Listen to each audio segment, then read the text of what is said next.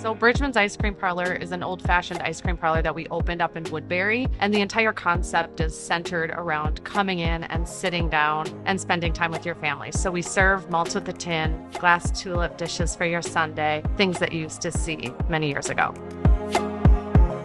Bridgeman's ice cream really sets ourselves apart from our competitors. We are very proud to use a higher butterfat content, high quality mix-ins to give it a more rich and creamy flavor, and it's something that keeps people coming back because it's not something you find in other brands. Bridgeman's Ice Cream Parlor to me is a place where family and friends can gather to share sweet memories. What sets Bridgeman's apart from other brands is our story, our history. For some reason, this brand is close to people's hearts, and I don't hear that with a lot of other brands. And we've spent a lot of time talking about why that is and how we can continue that going forward. My father, Chester, and Roy, his brother, started Bridgeman Ice Cream in 1934 in Crookston, Minnesota. The Bridgeman ice cream parlors were very clean, and the counters stainless steel and usually red stools. The only ice cream parlor that had food was in Duluth on Superior Street by Lake Avenue. Some of the food that Bridgeman sold were hamburgers, hot dogs, and French fries. When Bridgeman Creameries was started, it was Bridgeman Creameries, and the stores were Bridgeman Ice Cream Parlors. And then after Land Lakes bought Bridgeman Ice Cream, they added the apostrophe S, so now everybody knows it as Bridgeman's. So one of the most fun stories I've heard about Bridgeman's is its connection with Bob Dylan. It's been told that he lived above Gray's Drug in Dinkytown, which was across the street from Bridgeman's restaurant, and that when he wasn't playing at local coffee houses, he would go over and enjoy a bird run malt. My family started selling Bridgeman's in 1962.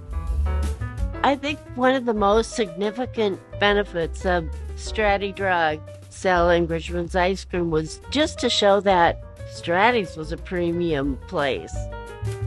I think I was about 11, and I started scooping ice cream about that time. It was the place to work. You know, if you were a Bridgeman girl, you were cool because it was such good ice cream. Anna and I have been friends since seventh grade. Seventh grade. We're total opposites. I mean, she's Say it. outlandishly boisterous and zany. I was really quiet, and I'm still, comparatively speaking, very quiet.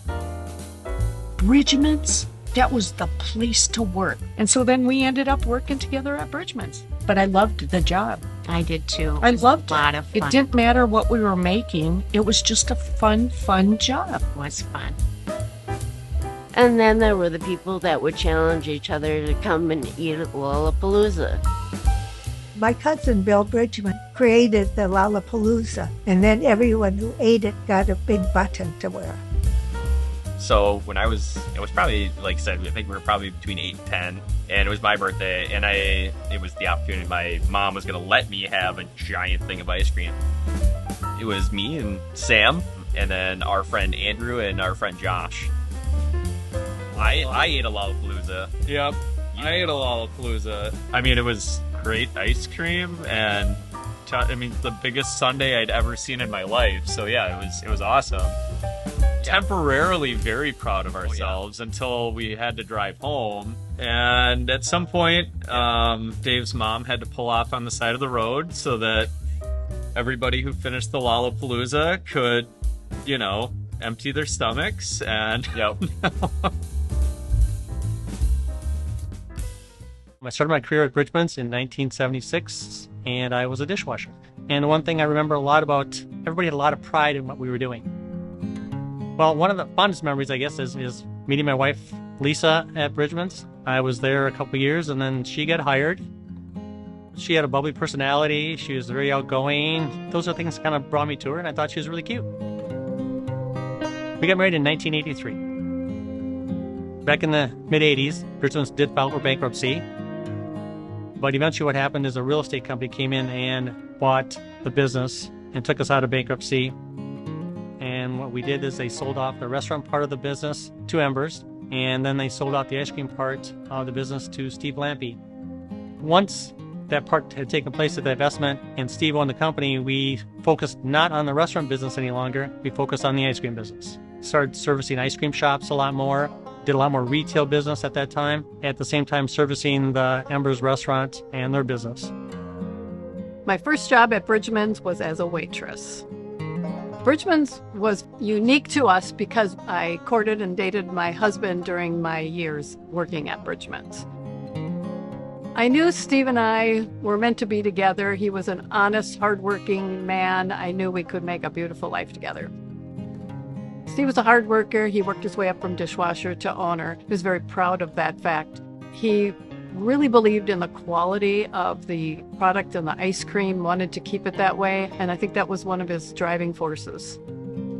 Steve passed away in 2011, and because Bridgeman's was his heart and soul, it was so important in our family to have a new owner that was going to bring Bridgeman's into the next generation. I would say Crystal, Brian, and Megan were such hardworking, and they had this energy about them. They had the entrepreneurial spirit that I knew Bridgeman needed to take it to the next generation. So I bought the company with my brother and my cousin in 2015. I was inspired to own Bridgeman's because it's fun. It's ice cream. It's always been one of my favorite desserts, and nobody's mad when they're eating it, right? Like, what a fun job to have. And then you add the story and the history on top of that, and it's like, what else could you need? And so we wanted to create a place for people to come, sit down, turn off their devices, and create those memories that they used to in the past. And when COVID hit, it really threw us for a loop because our entire concept was about dining in. COVID-19 was a little bit of a challenge. We had to learn how to redo our business. But I think the biggest thing for us opening up a location here is that we went back to the old-fashioned car hop type setup, and we went to the customers because they couldn't come to us. It took longer than we anticipated to open, but once we were able to, the community really came out for us. They showed up for us when we needed them the most. And now that it's over, I mean, we're a staple in the community. We're proud to be a part of this community for that reason. And we try to give back as much as they've given us. Over the last few decades, Bridgeman's has transitioned from primarily being restaurants to including more wholesale distribution. It has allowed other businesses to sell our premium ice cream and become a part of our history. They may not be a Bridgeman's by name, but they get to be a part of the Bridgeman's family. The resilience of Bridgeman's ice cream is something that you don't see often. We survived the Great Depression. We've survived decades of hardships and the COVID-19 pandemic, and we're still here. Having a personal stake in people's memories and the moments they're creating is what made Bridgeman special in the first place. And to be part of that for new memories going forward is probably the best part about this. I think Bridgeman's ice cream parlors bring people in the community together. I guess Bridgeman's has been instrumental in my entire life. I mean, I met my wife there. My whole career's been there. I mean, it's a part of my life. Ice cream is fun. Everybody loves ice cream. It just doesn't get any better than that. Bridgeman's was like magic. I think it made my dad really proud that he served Bridgeman ice cream. This is wonderful. And it's just Bridgeman's. We grew up with Bridgeman's. But yes, the quality, absolutely. Yeah. Absolutely. This is the first time we've eaten a Lollapalooza since that epic night of a birthday for a 10-year-old. Definitely. There's no way we're finishing this, so. Right? Right there, yeah. Me and Sam will just never forget that birthday and that moment. It's a funny story that we continually tell over the years. Yeah. But I really do want my kids to try to eat a whole one of these. Yeah, that'll be another fun moment. Yeah, but not drive home for a couple hours probably afterwards. Everyone has a Bridgeman's story. They're all different, but yet all connected through relationships or family or friends in a meeting place that they remember across generations, coming to and sharing and enjoying with others.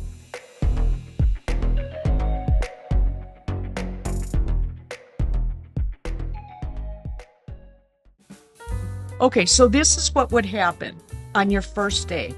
You'd be standing at a booth, taking down an order. The busboys who would go down below, grabbing dirty dishes, would smear hot fudge and caramel down the back of your leg. No, I'm not kidding. And you'd have to be standing there being really composed and taking the order, and you've got hot fudge and caramel dripping down the back of your legs. They just thought it was hilarious. Yep, that was initiation. I didn't know there was an Yeah, initiation and the whipped either. cream thing. Oh, Oh Lord, in your oh yeah, in your hair. You look delicious. you look delicious. But our poor parents, they'd have to bring towels Yeah. so we could sit in the car. Yeah. And you'd have to get in the shower with the uniform on Yeah. and peel it off. My mom was like, "What happened? What's wrong? Don't they like you?" That's just a normal day at Bridgeman's. That's just Bridgeman's. Yeah. No, they're But I loved every minute of apparently it. it was an initiation. Yeah. I loved every minute of it. I did.